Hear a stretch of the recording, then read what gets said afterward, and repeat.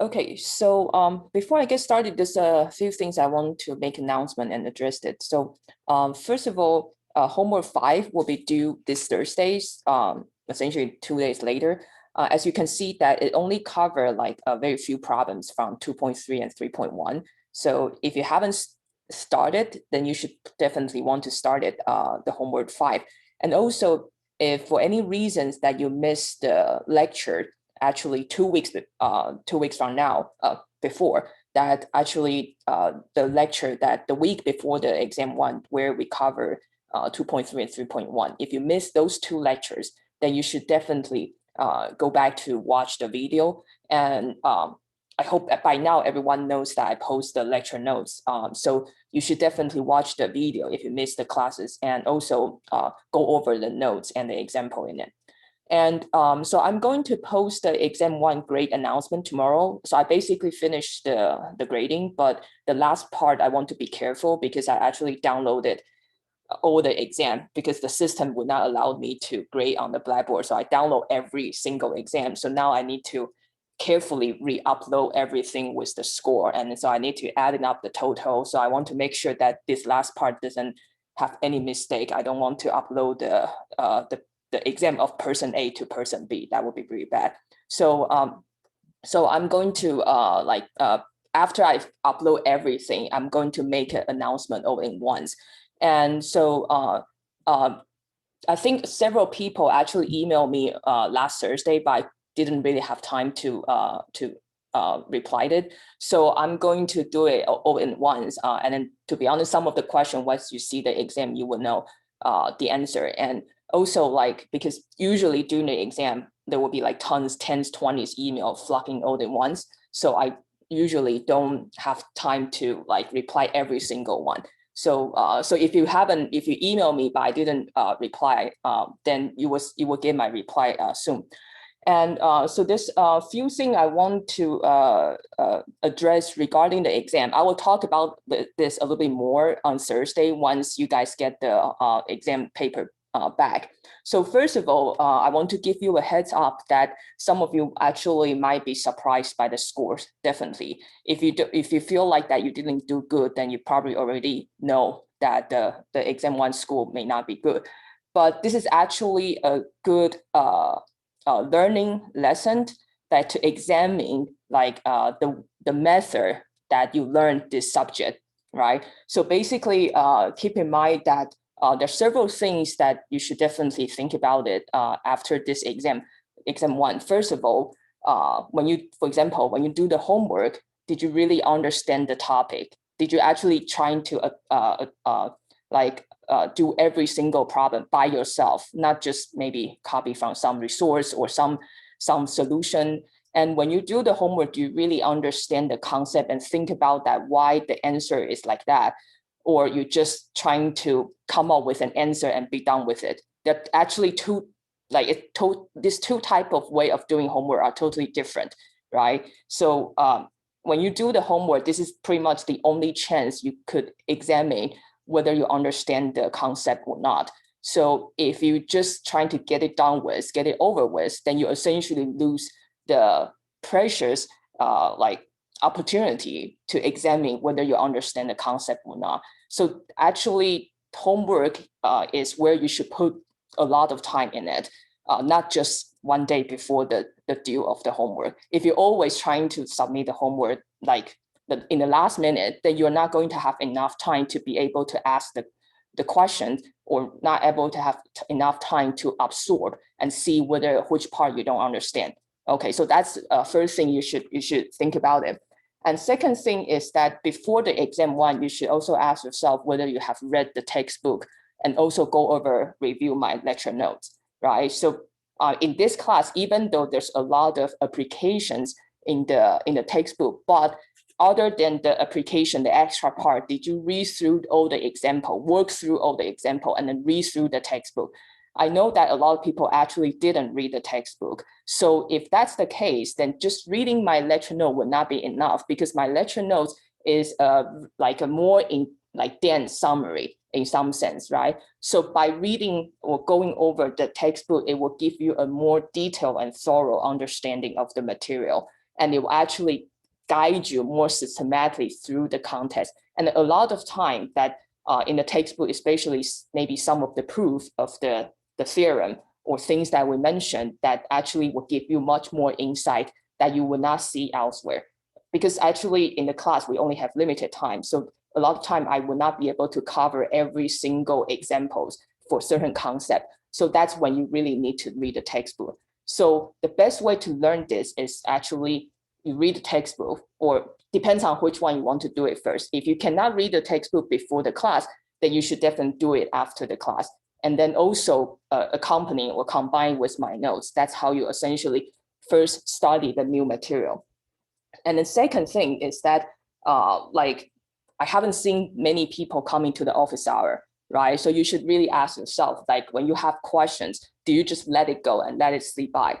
Or you actually go ask for help, right? So you may actually go to some other like resources, but you need to keep in mind that you need to make sure, first of all, the person you ask help for also understand the material very well, right? Because if you only ask, for example, like some private tutor or for help, their knowledge may not necessarily be like the systematic, right? So you might like get only answer to certain question. But if you come to office hour when you tell me that where your question is, I might be able to give you more hints, or I can see where the problem is, and I can guide you through like, okay, maybe you should go study this, or maybe you should work on this. I can see a bigger picture.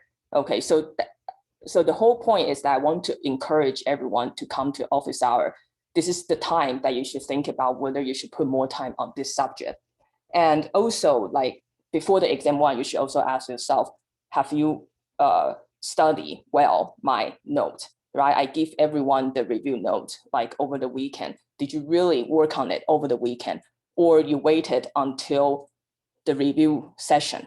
Usually, if you waited until the review session, that would be too late, because then you will not have enough time within 2 days, or actually 1.5 days, to absorb all the knowledge there. So, and then if you, beyond that, if you didn't even work through my notes before the exam one, then you already see that a lot of questions are either from the review notes or actually from the homework problems. So actually, if I remember correctly, most of the problem, 95% of the exam one questions were actually from either the homework questions or from the similar type of the example from the review note. So that's why I remember before the exam, I keep emphasizing everyone should work on my notes. But I believe some of the students didn't, or at least probably just glimpse through it without working on it.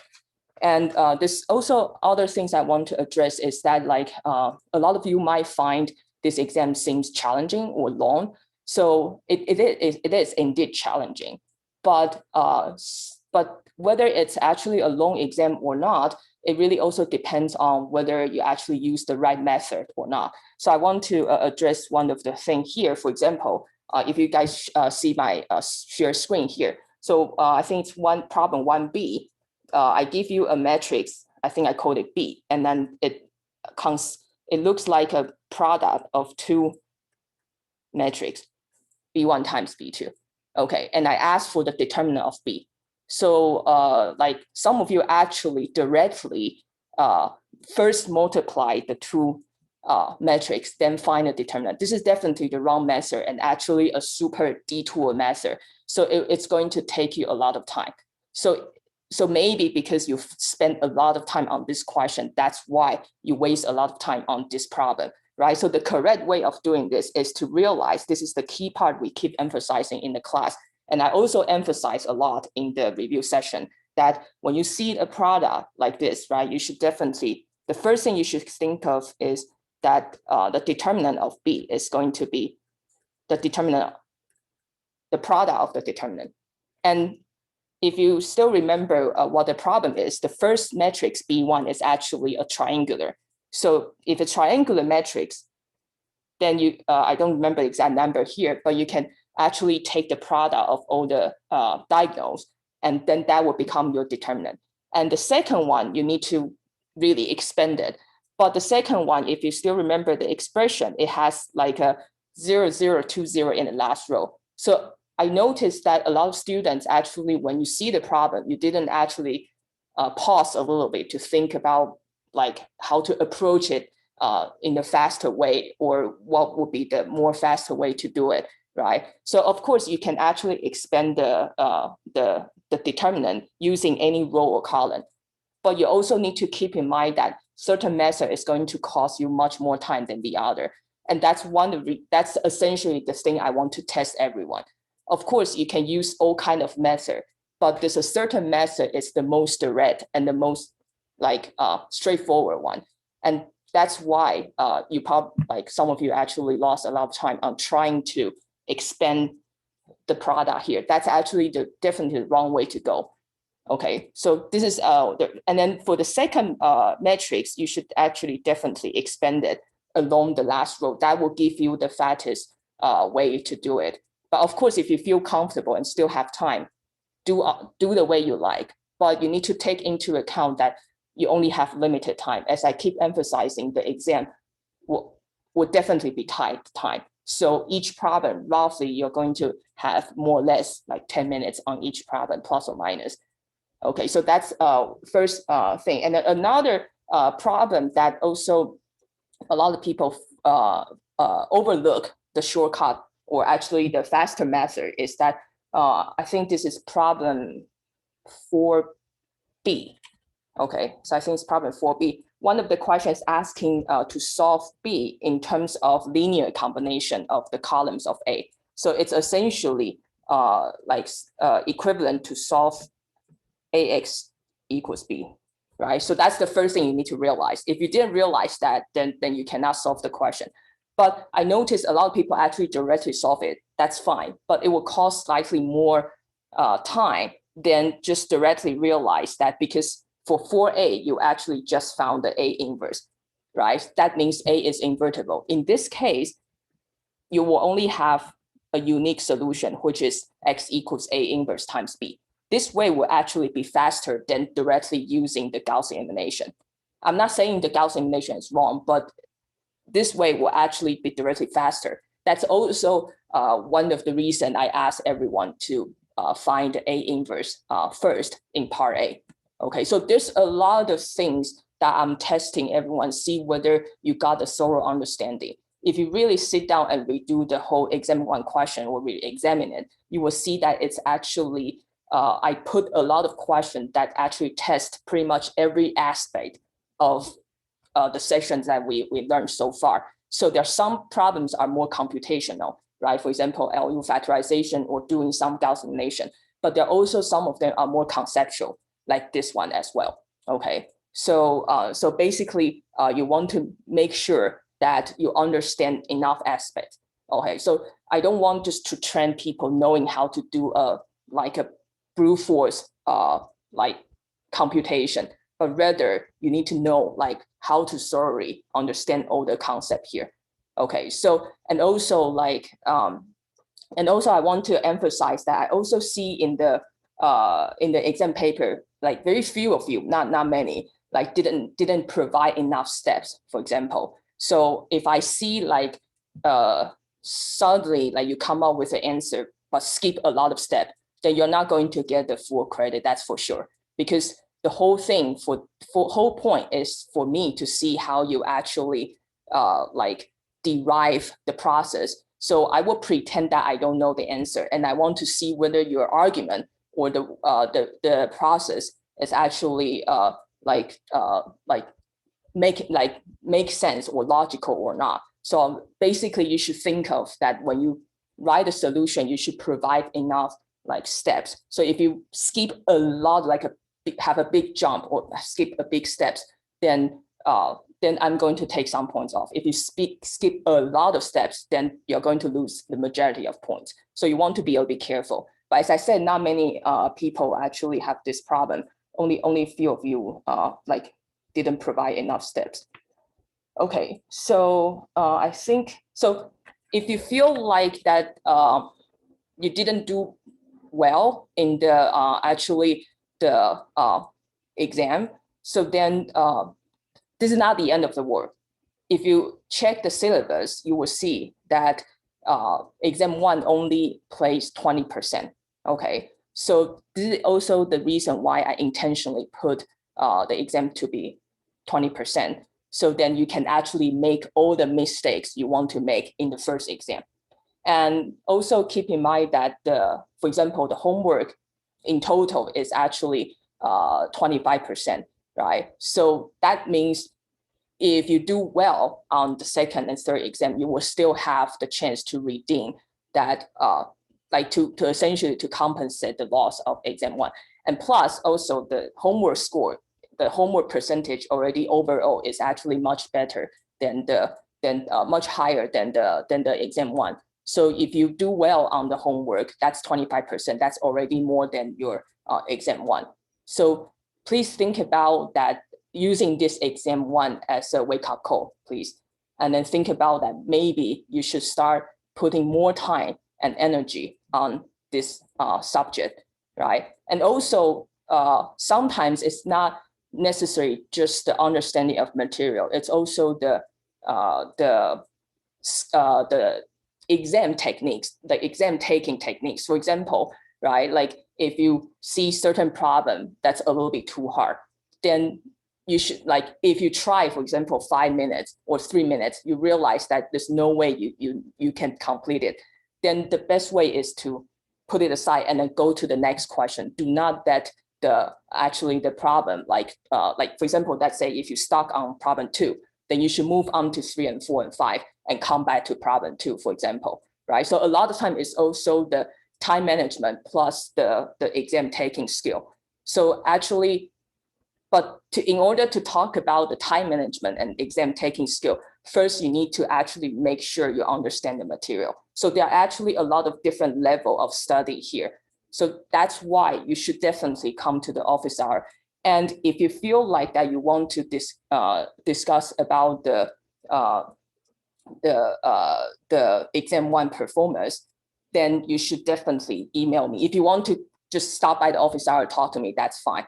But otherwise, if you want to have a private session, then you can email me and make appointments. So I'm happy to talk to everyone if you want to discuss with me about your exam one performance after you get the exam. So I have several question about like stressed out about the time. And so first of all, I put, so the things that if you feel like that having to scanning the paper actually make you more stressful, then you should definitely come to take the in-person exam, for example. So this exam I designed the same way. Actually, the number of question I actually the number of question I put is exactly the same as I usually do with in-person exam. So I didn't actually make the exam much harder just because this is online or something like that. I essentially aim for 70 minutes, which means that once you reach 70 minutes, you should stop, right? Maybe because it's online exam, it actually makes it harder for you to detect the time being. But as I keep emphasizing before the exam, you should have your clock. When 70 minutes is up, you should actually stop it because this exam is actually designed for 70 minutes. And if you feel like that you're worried about your technology or scanning, then you should actually take the in-person exam. But keep in mind that in-person exam, then you were not going to have the 15 minutes extra anyway. So for in-person exam, you're going to have 70 minutes. But the only the advantage would be then you don't need to worry about having to scanning everything, right? So there's a advantage, or if you want, depends on how you want to view it, a disadvantage, right? And also because it's online exam, to be fair, I cannot give everyone too much extra time just to scan in it because I designed this exam to be 70 minutes. So there's some limitation of the online exam. That's why I provide the optional, like for in-person exam. Okay. And also this is as I said, this is actually a open book exam, right? So if people want to actually use the notes, that's fine for the exam. As I mentioned in the announcement, this is an open note. Okay, so I see a lot of actually message here. So I need to get started. So forgive, I cannot read through all the questions for now. So I'm going to go back to the thing. I will go back to read all the message that people sent just now, because actually it's farther in. So I cannot actually think and answer right away. And we need to really get back to the lecture. So it will leave the track later on. I will go back to review the message and I will get back to everyone. Okay, so first of all, so as I said, please, if you have any question about the exam one, I would suggest that everyone wait until I return the exam one, so you can actually take a look and see what type of mistake that you make. Okay, so first of all, I remember like last time we pretty much stopped at the very end of the 3.1 vector space. So this one extra example that I want to do here, hopefully that will help everyone on doing the homework here. So before I can do that, I actually need to I need to recall some of the definition for vector space. So first of all, a set V, right? It's a collection of element V is called a vector space if addition and scalar multiplication are defined. First of all, in order to have a vector, when we talk about vector space, it's a kind of like a package.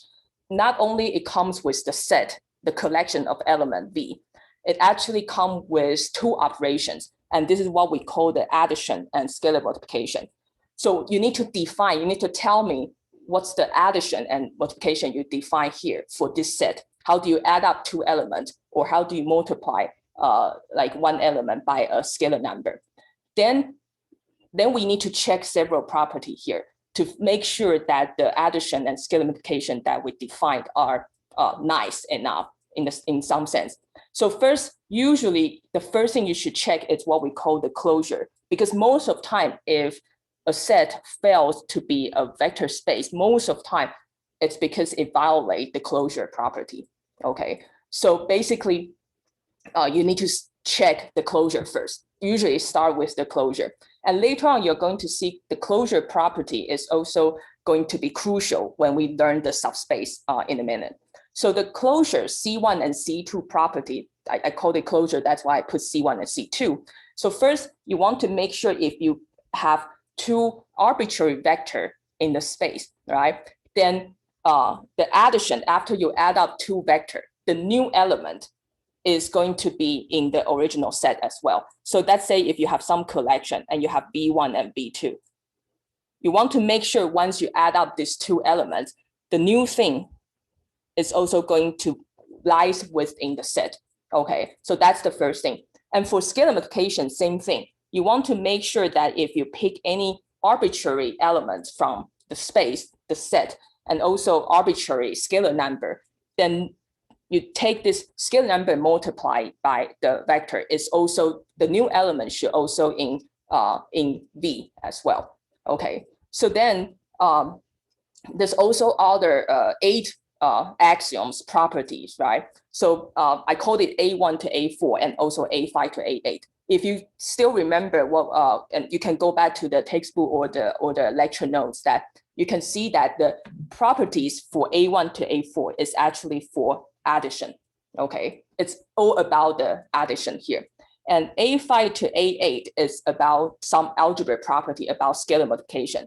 So I'm not going to use this. So that's why, because it's very lengthy, so I'm not going to copy down here. You can actually go back to see my previous lecture notes and the textbook definition. You will see the property here. But technically, if you want to show that a set V is a vector space, then you need to check those closure property and also all the A1 to A8. Okay, so I remember maybe 1 or 2 questions are asking you to check through all the property here. Okay, but if you want to say a set is not a vector space, then you only need to show me like certain property is violated, right? Because I mean, the definition is that to be a vector space, all of the 10 axioms or 10 property need to be satisfied. If you can show me 1 or 2 are not correct, then you're done. right? Then it essentially justifies that this space is not a vector space. But you also want to be careful. Like I remember some of the homework problem, they will specify, ask you to check, to show all the property that it violated. Okay, so you want to read the instruction a little bit carefully when you do the homework. So the extra problem example I want to show is this one. So say W is a set, okay? So it's a collection of all the elements, and it collects all the elements in R2, which looks like some number A, and the second coordinate, the Y coordinate is 1. So anything looks like something A and 1 is collected in W, okay? And what would be, and again, if you want to justify, talk about vector space, you need to tell me what's the addition and the multiplication defined for this set, right? So here we use the usual addition and scalar multiplication defined in R2, right? So meaning if you have any two elements, x1, y1, x2, y2, then once you add it up, it would be usual how we add up two points in R2. And same thing for the scalar multiplication. So here I want to say that, okay, I want to show that W is not a vector space, okay? So as I said, usually when it's not a vector space, usually it's because it violates the closure property here, okay? So basically that's C. So in order to say that it violates, a lot of time you can actually just pick some, I would say test example, right? So basically that's C. How do we want to pick the text example? So let's check the closure. So let's check C1, right? So C1 means if you have two elements, once you add it up, you want to make sure that it's still in the same, in the original space. If it's not, then it violated the C1, right? So I actually pick, or essentially take the spatial test points. So I call the first element to be, I pick, say, 3, 1, right? So 3, 1 actually satisfy the format A1, so it's in W. And also I would take another element to be 5, 1, right? And this is, so both of them are in W in this space. Okay, but then that's C. What would be W1 plus W2, right? So you can see that it's going to be A2, right? So this is not 1 anymore. So basically this tells me it's not in the space W. So C1 is violated. And if you want to convince yourself even more, you can actually check the closure C2. I also want to do it as just a practice to show you that the closure C2 is also violated. Okay, so for C2, right, that's regarding the scalar multiplication. So I would say I also take a test example. So I'm going to use alpha equals 2, for example. Then alpha times W1 would be 2 times W1. And this is going to be 6, 2, right? Because 2 times 3 and 2 times 1 here. And as you can see, this is not 1, the second coordinate, right? So basically this tells you that it cannot be collected into the W, because what can be in W? It's only anything looks like A1 that could be in W. But now after you do the scalar multiplication, right? If you pick a bad number of alpha, then you're going to see that alpha times W1 is not going to be in W anymore. So basically, it also tells you that all these two closures are violated. So I could just pretty much stop here. Technically, I only need to show C1 is violated, because once one of them is not true, then this cannot be a vector space.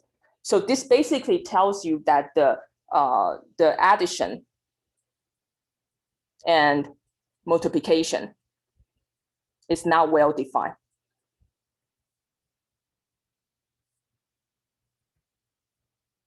So W is not a vector space.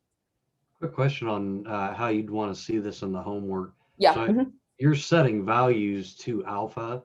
Yeah. Do you prefer us to set values to alpha or just use the variable alpha? Okay, so depends on, this is actually a good question. Depends on what the question is asking. So here, because I already directly tell you, or so let's put it this way, if you want to show a space, it's not a vector space, right? All you need to show me is that there's some counter example, right? That's why here I want to find a example to show you that one example to show you that one of the or two of the property are not correct. That's why I pick a specific alpha, because I need to show you is if this exists an example which like makes the closure is not true, then we're done, right? Then it violated the axiom.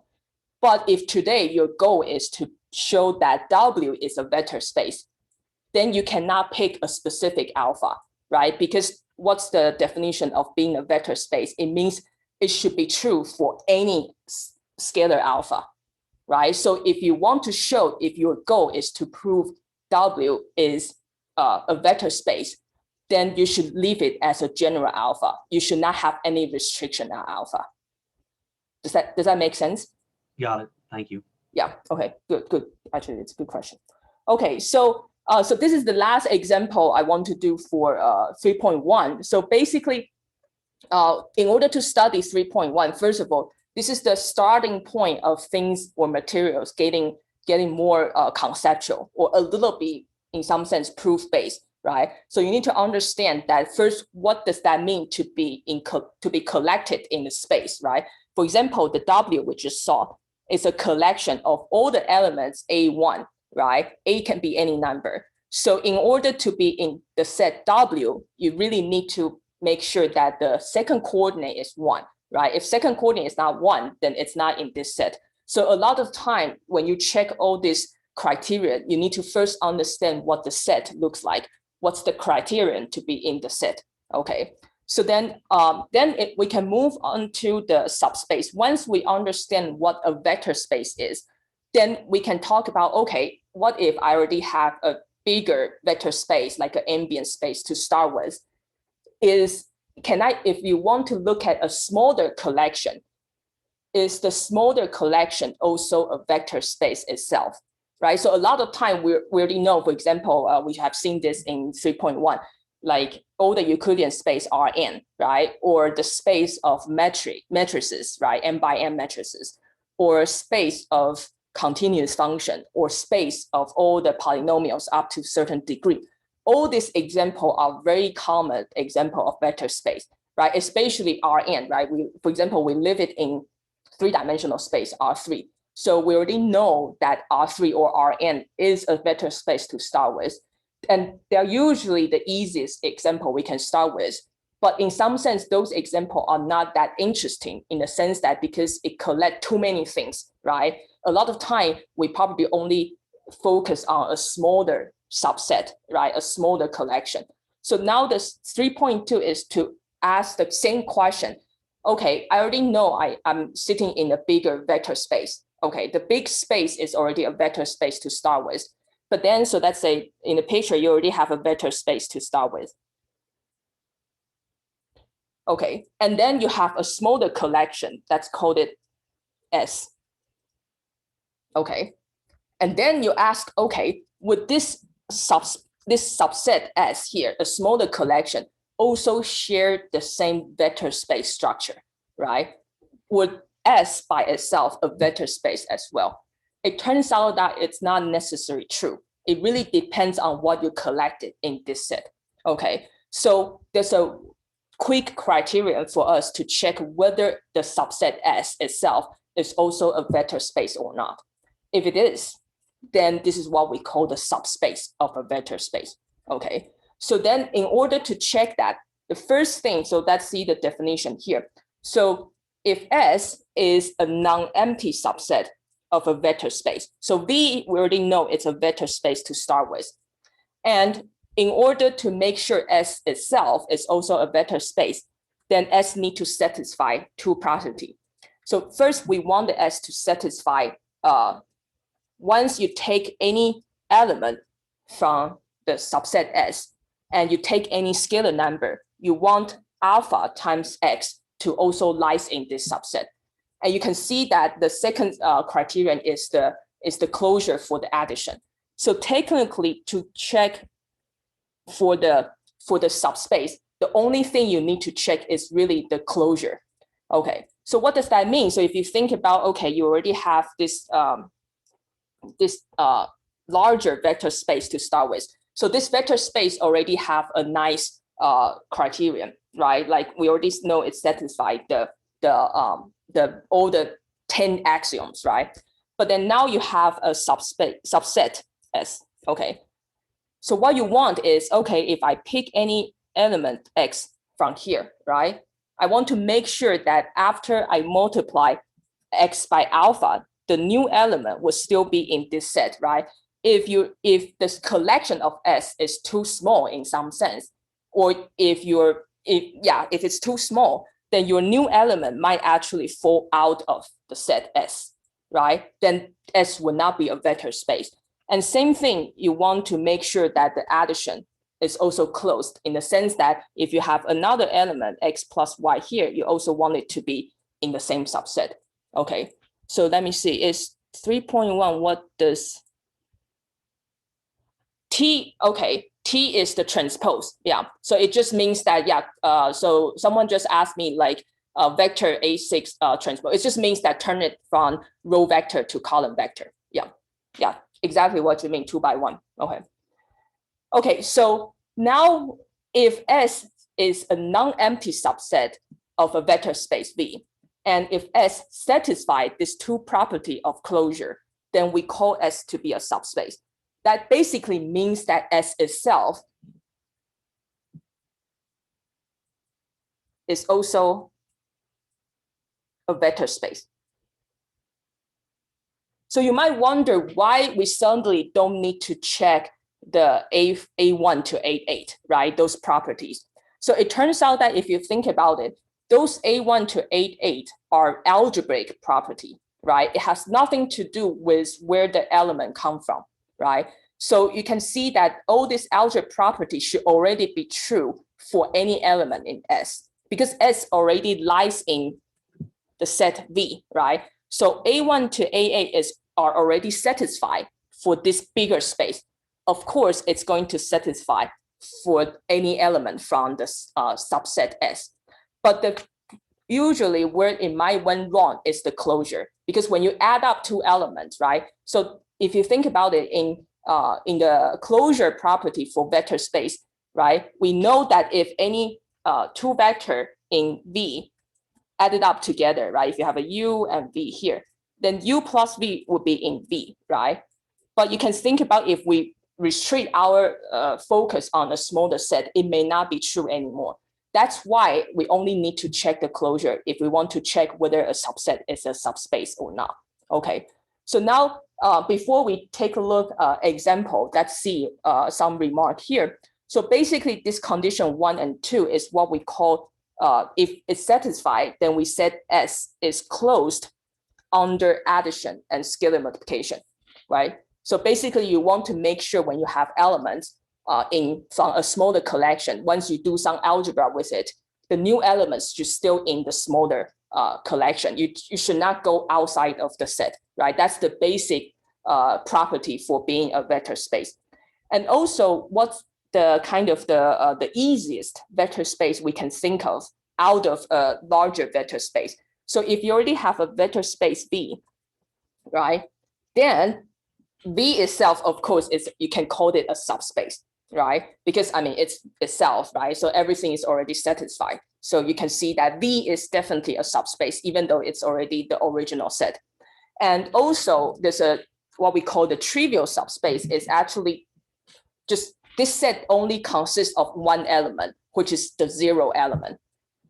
If you have a set which consists of only 0 element, then this is also a subspace, because I mean, you only have one element. So there's nothing, you can actually check like 0 plus 0 will still be in this set, and any scalar number times 0 will still be 0. So it actually satisfies the two property for the closure.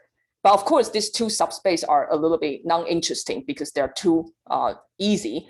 So other type of subspace other than this V and the 0 element, the trivial one, is what we call the proper subspace. Okay, so if you, in some literature, if you see that this is like the terminology that they use. So other than V itself and the trivial subspace 0, any other subspace is what we call the proper subspaces. And so one remark is that you probably already see that I emphasized at the beginning. If you have such collections or such subset, first thing you want to make sure that it's non-empty, right? So sometimes you may actually put the restriction or the criterion for the or description of this subset too restrictive. And if it's too restrictive, then you may not collect anything at all, right? So first you want to make sure that your S is non-empty. And after you check the non-empty, then you can check whether it satisfies the closure 1 and 2.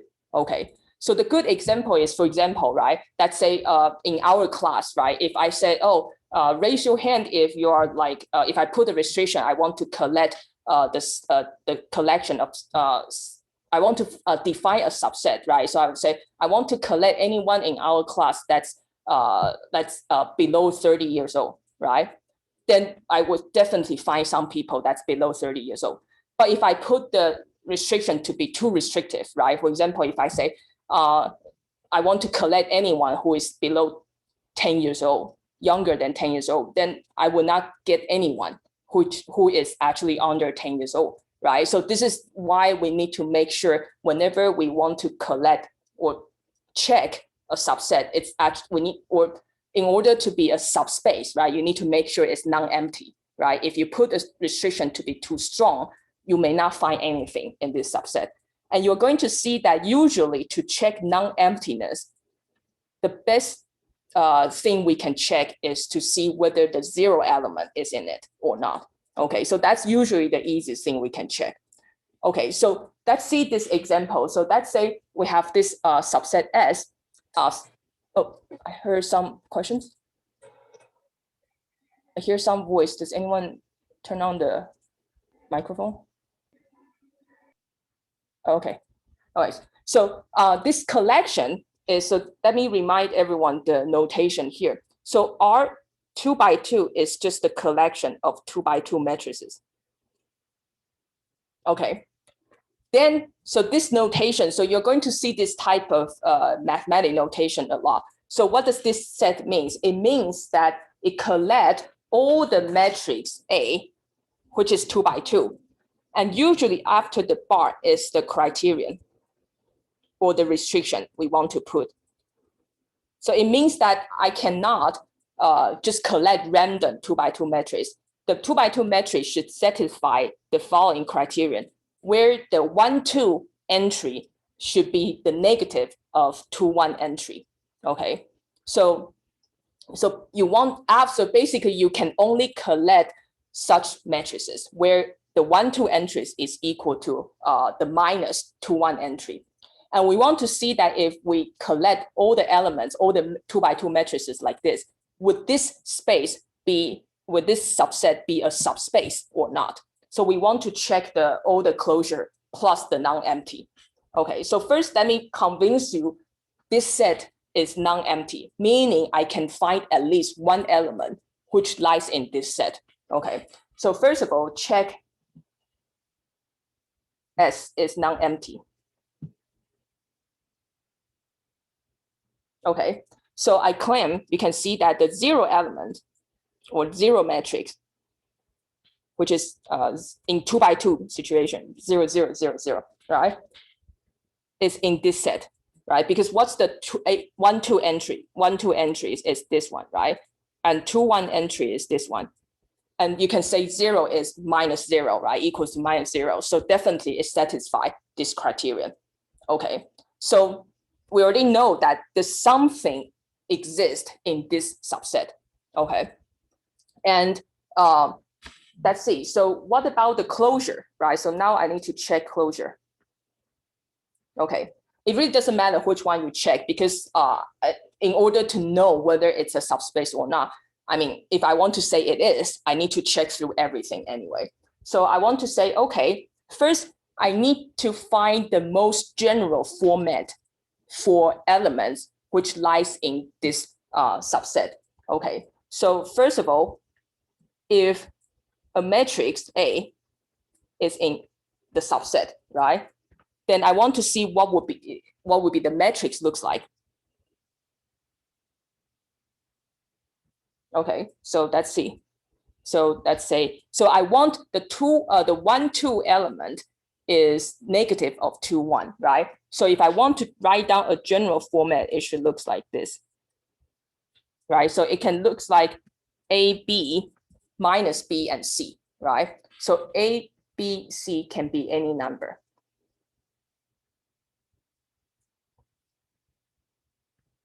Okay, so this is the most general format for a matrix in S, right? So you can imagine any element which comes from the subset S should look like this format, right? You have free to choose what A, B, and C are, but the whole point is that the A1, 2 entries is the same as minus A2, 1, right? So essentially, we are forced to choose such a specific matrix, okay? So now if this is the case, we want to say that, okay, if I multiply such matrix A by alpha, is the new element, the new matrix alpha times A also will have this format. If it is, then it's in the subset S. So I need to check alpha times A. Okay, so alpha times A, right? So we know how to multiply a number to a matrix. You just multiply each entry, right? So I multiply each entry by alpha, right? But you can see that now the new element, right, it's going to be, so this is A1, 2, right? And this is A2, 1, right? And so you can see that A1, 2 is indeed equal to minus A2, 1, right? So basically that means this new matrix will satisfy the criterion for my subset, right? So then it can be collected. So this means this alpha times A is going to be in the subset S. Okay, so then the closure C1 is checked, right? It's satisfied. Okay, so let me move a little bit downward so I have a little bit more space here. Okay, so now I need to check C2, right? The addition. Okay, so I need to find another general. Do you mean alpha C in your? Oh yeah. Thank you. Yeah, it's alpha C. Thank you. Yeah, thank you. Yeah. Okay, so now let's see. So I need to find another matrix B, which also comes from the same subset S, right? And has the same format. And I want to see once I add up two matrices from the subset S, would the new matrix A plus B will also be in this subset, right? So I want to check. So I pick another general matrix. I cannot give any restriction. So I pick, say, okay, this time I want to use different letter. So I would say, but as long as it keep the format, right? So I say, okay, I find another general matrix, arbitrary matrix from S, which is DE minus E and F, right? Then I want to see what would be A plus B. So it's really just an algebra here. So if you add A plus B, right? So this would be A plus D and B plus E minus B minus E and C plus F. But you can actually rewrite the A plus B in a more obvious format.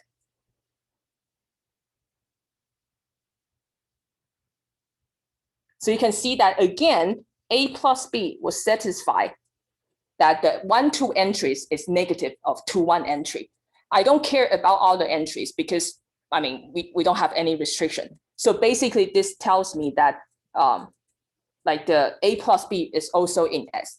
So then basically the two closure are checked, right? First, it's already non-empty. We check the 0 element, isn't it? Second, I check that after you multiply any arbitrary element by alpha, it's going to be, still lies in the original subset. Third, I also check once I do the addition, the new element will still be in the subset. So basically, this tells me that after everything is checked, S is a subspace of my, what subspace of what? Of my 2 by 2 matrices, right? because it's things from 2x2 matrices, subsets of R to the 2x2. Okay, so then we check everything. Okay, so any questions so far for this example?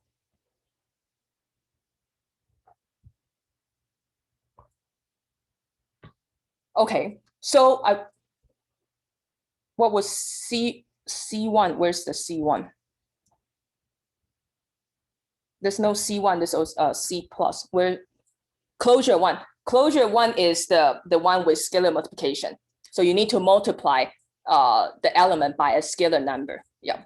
And the C2 is essentially the one with addition. I sometimes actually might swap the order. It really doesn't matter which ones you call it C1 or C2. I just kind of called it 1 and 2. So I remember I checked 2 of them. Okay, so then in order to understand this type of abstract or proof-based example, you need to just do a couple more, right, to see the pattern here. So second example is, again, I'm going to collect all the elements or all the vector from R2, right, from the plane, okay? And the criterion is that the first coordinate times the second one to be 0. Okay, that's the criterion to collect things in this collection. I want to also verify whether, I want to argue whether this subset is a subspace of R2 or not, okay? So it may not be, it may be, you need to really check it, right? So in this case, let's see first whether it's non-empty or not, right? First of all, you already see that, so first check it's non-empty.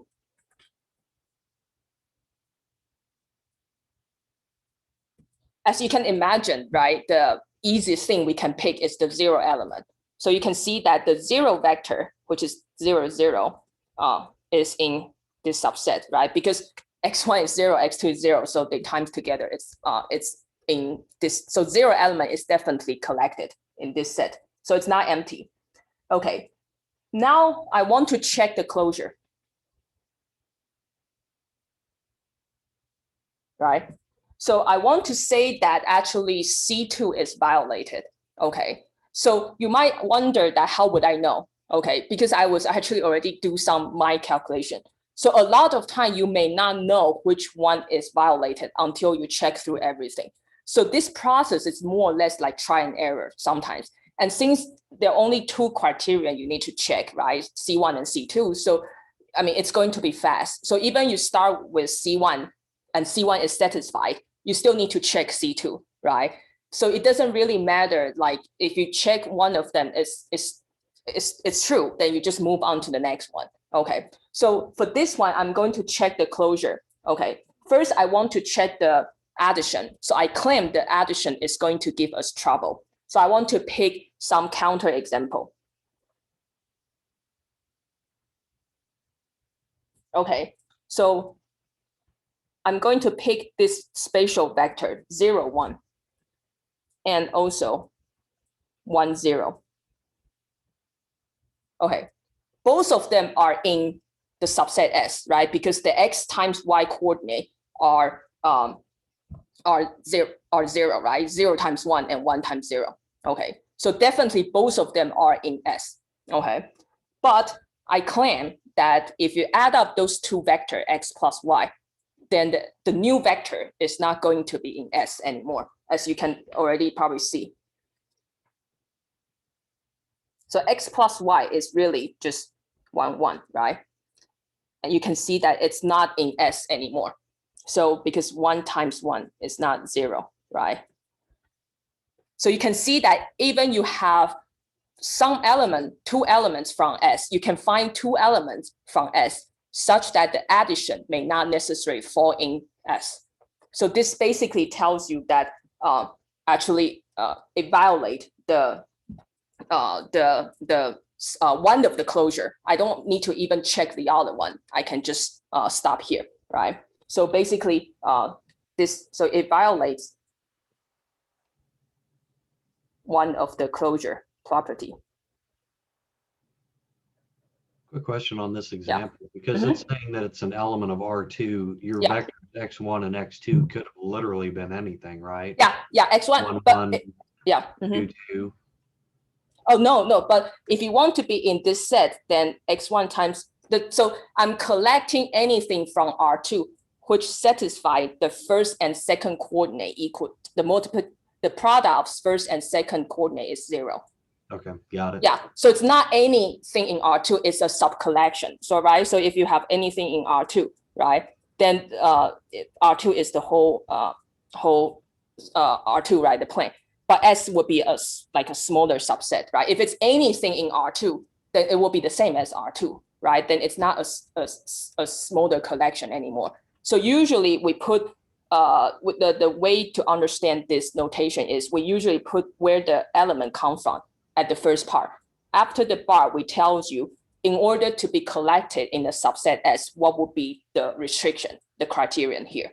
So it actually says if you call the first and second coordinate to be x1, x2, then in order to be qualified to be in this subset, the x1 times x2 should be 0.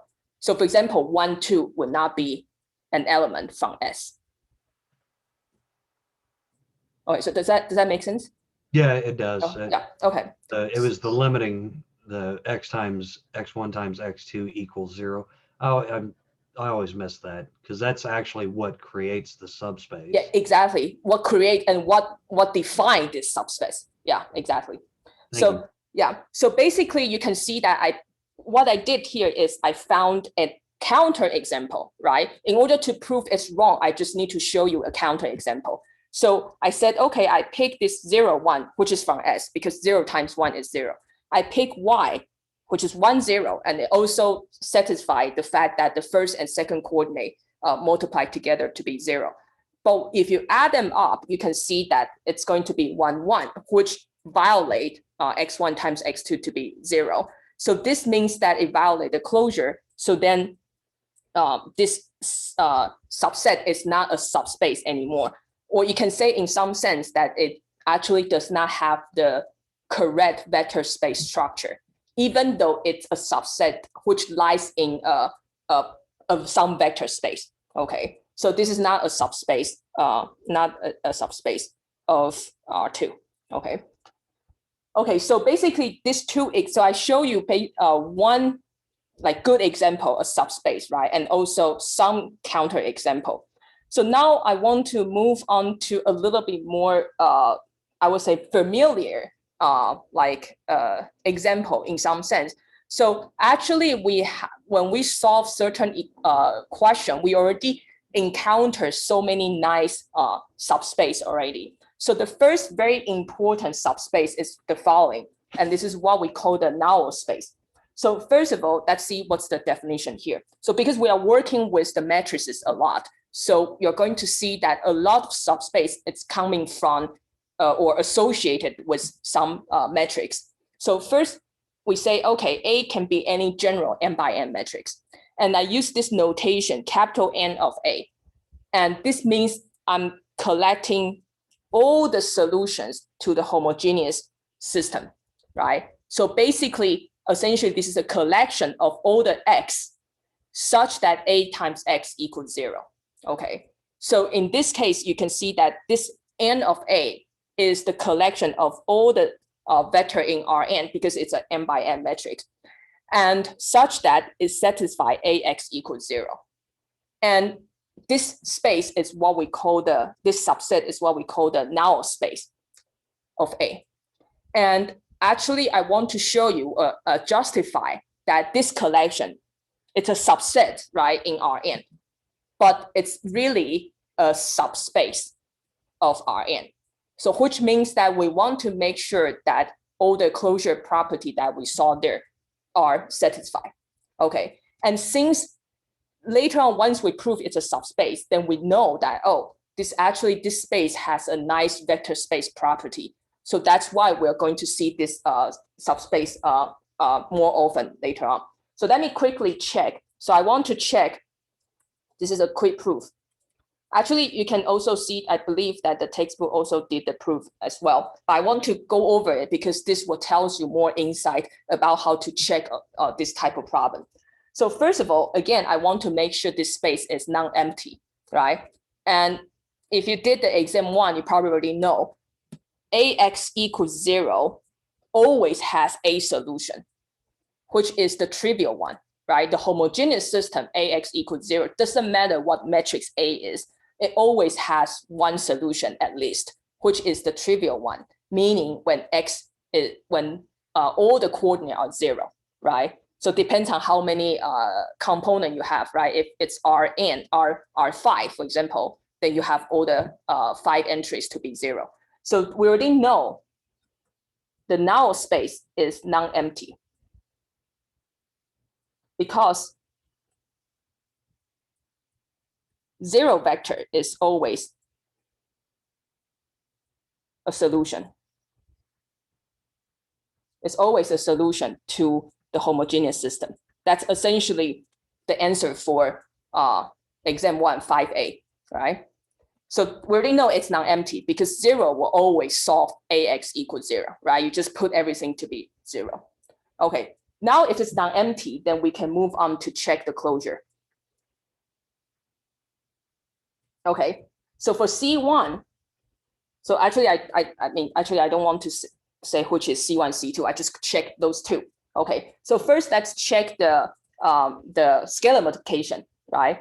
So I want to say if I have any general vector from null space, what does that mean? It means AX equals 0, right? Because that's the criterion for putting in the null space. Then I want to say that any scalar number times X will solve the same thing, okay? So now I want to say alpha X will also solve A times alpha X equals 0, okay? So I want to check. So let's check A times alpha X, right? Because I want alpha X to be in null space, meaning alpha X should solve A times that thing equals 0, right? But what's A times alpha X? Alpha is just a scalar number. So when you do this kind of algebra, you can always factor out the scalar number, right? So A times alpha X is going to be alpha times AX. But what's AX? I already know because X comes from null space. So AX is assumed to be 0. So we have alpha times 0 vector, which is 0, right? So this tells you that this means alpha X is in the null space because it satisfies the homogeneous equation, right? So you can see that if X solve AX equals 0, then alpha X will, if you plug in alpha X, then A times alpha X will also be 0. So that means the new element will also in this null space. Now, second thing, check addition, right? So addition. So if you have two vectors in the null space, both of them satisfy AX equals 0. So here you have X and Y. That means AX equals 0, AY also equals 0 vector. Now I want to see whether this will be true for X plus Y. Okay, so now you need to check. So I take A times X plus Y. And my goal is to show that this will also give me 0 vector. If that's the case, then that means X plus Y is also in the null space. But then what's A times X plus Y? We know that by the algebra for matrix, if you use A, the matrix A times addition of two vectors, you can always split it up. And this usually is what we call the linear property for the matrix. Okay. And if this is the case, then we already know because both of them come from the null space. So indeed, you can see that A times X plus Y is 0 again. So this tells you that X plus Y really is in the null space. So after all this, first it's non-empty, right? And we check that the closure 1 and 2 are satisfied. So this really means that the collection of all the solution of the homogeneous system is actually form a nice vector space, or you can say the subspace. Okay, so later on, you're going to see more about this type of vector space. But first, let's do a concrete example, how to really find it, right?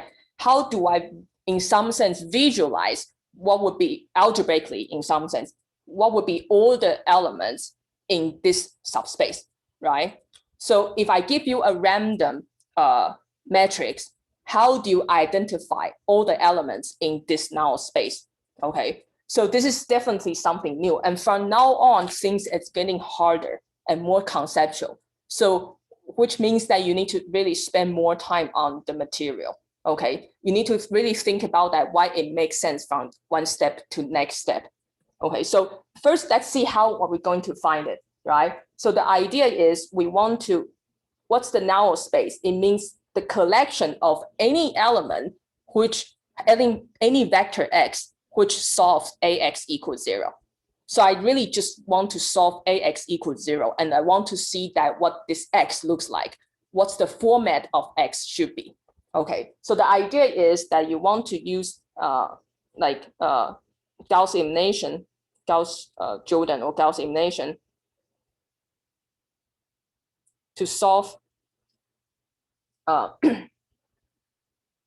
ax equals 0, right? I really want to see that what the solution will look like. Okay, and later on, once you solve it, it will give you the format of what the solution should look like. Okay, so it's really just go back to what we learned in the first exam coverage. It's really just do the solving here. Okay, so okay, I have a 1 here. I want to eliminate 2. So let's see. So I take row 1 times -2 and add it to row 2. Okay, so this would be 1, 1, 1, 0, and this is 0, -1, -2, and 1 and 0. Okay, so now I want to see more clearly. So I want to just turn it into REF. So I want to multiply row 2 by -1.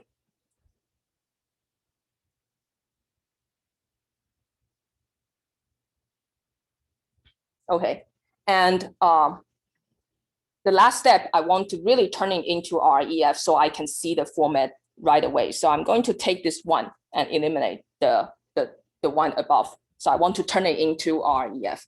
So I take row 2 times -1 and add it to row 1.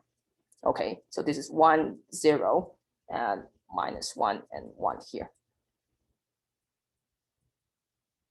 Okay, so up to here, then I can actually solve it easily because everything is in the most simplified form. So I have 2 pivot in x1, x2. Okay, so that means x3, x4 are free variables, right? So this should be very familiar. So the free variable. So I call x3 to be A and x4 to be B. Okay, then I read off the solution, right? So I want to see what the solution looks like. So this would be x2 plus 2x3 minus x4 equals 0. So this means x2 is minus 2x3 plus x4, which is minus 2a plus b. Okay, and also I have another row. First row is x1 minus x3 plus x4 equals 0. So this tells me x1 is x3 minus x4, which is a minus b. Okay, so now I have all the solution, and you can see that in this case, it turns out that it happens that x1, x2 are all depends on a and b, or the free variable, right? So here I want to write the solution in a spatial format so we can see things more clearly. So it turns out that the solution, or you can say the element from the null space, looks like a linear combination of 2 vectors. Okay, so let's write down the solution in a more specific format so we can see this very clearly. So what's x here? So x1 is a minus b, x2 is minus 2a plus b, and you have a and b. So what I'm going to do is, because a and b can be any number, right? So it turns out that it becomes the free coefficient, the linear combination, the coefficient that we want here. So I want to separate this in terms of addition of 2 vectors. One only involves everything related to A. The other involves everything related to B. So you can actually split up, right? So I'm going to take out anything in A, right? And add up anything in B. You can see that I can break up into addition of these 2 vectors, right? And now in order to see even better about the linear combination, you can see that I'm going to factor out the A. So factor out A will be 1 minus 2, 1, 0 plus B times minus 1, 1, 0, 1. And we know that A, B can be any number, real number, right? So what does this format tells you? It tells me that any X, any element or vector in the null space has this format, right? Which is linear combination of these two vectors,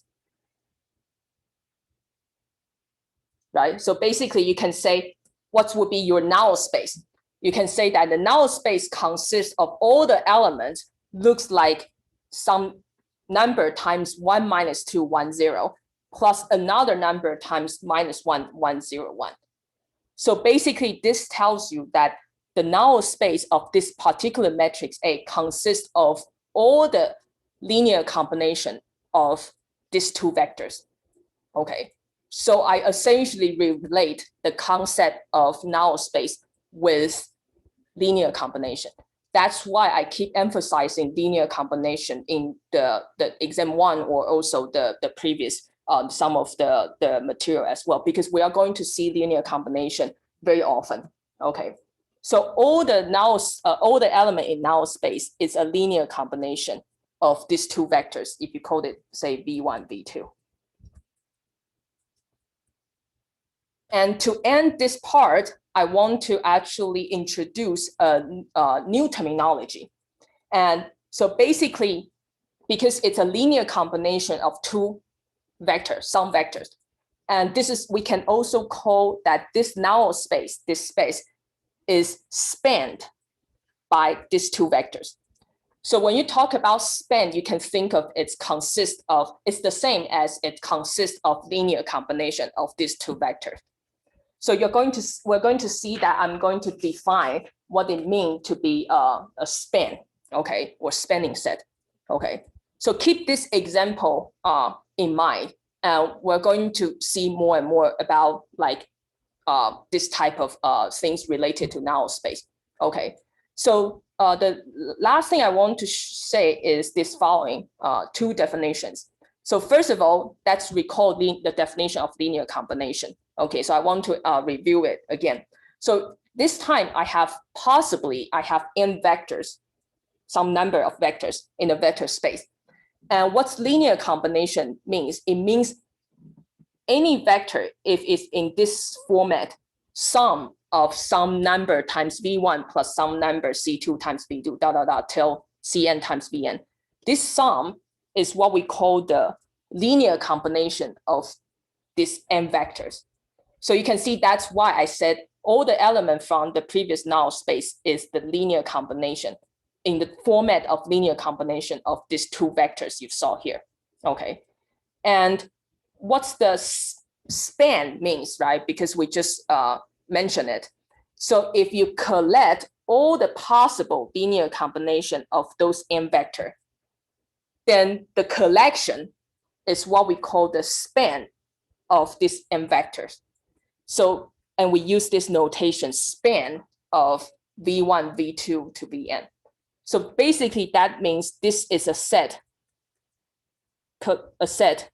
collecting all possible linear combination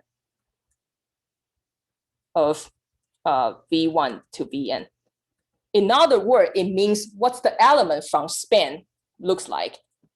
Any element from this span is going to look like linear combination of v1 to vn.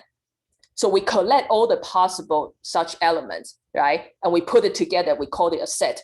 And this set is what we call the span of v1 to vn. Depends on how many vectors you want to talk about. And the last thing I want to mention, which I will come back to do more example, is that I'm not going to prove this, but you can actually read the proof in the textbook. It turns out that the collection of all possible linear combination of some vectors, this collection turns out to have nice vector space structure. So it turns out that if you have m vectors, whatever, how many of them, right, from a vector space, then the span of these m vectors, the collection of all the possible linear combination of these m vectors, is going to give you, or it's essentially a subspace. So you can actually check from the definition of the span. You can see that this collection, this subset, is really a subspace of V, of the original vector space V.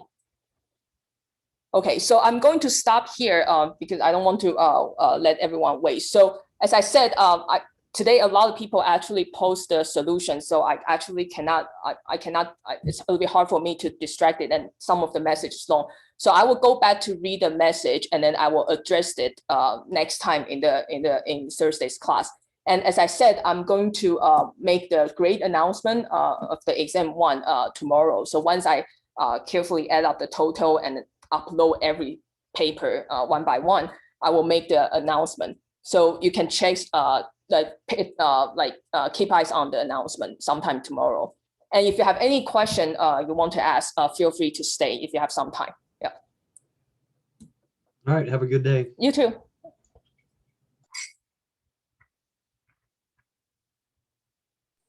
Professor, Yeah. I was wondering for the homework. Yeah. In 1A, I mean 1B and 1C. Can you give me a second? I realized that my textbook is out of reach. Let me go grab it. Give me a second. Yeah. Sure.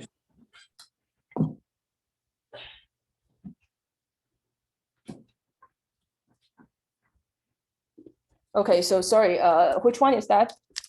It's 1B and 1C.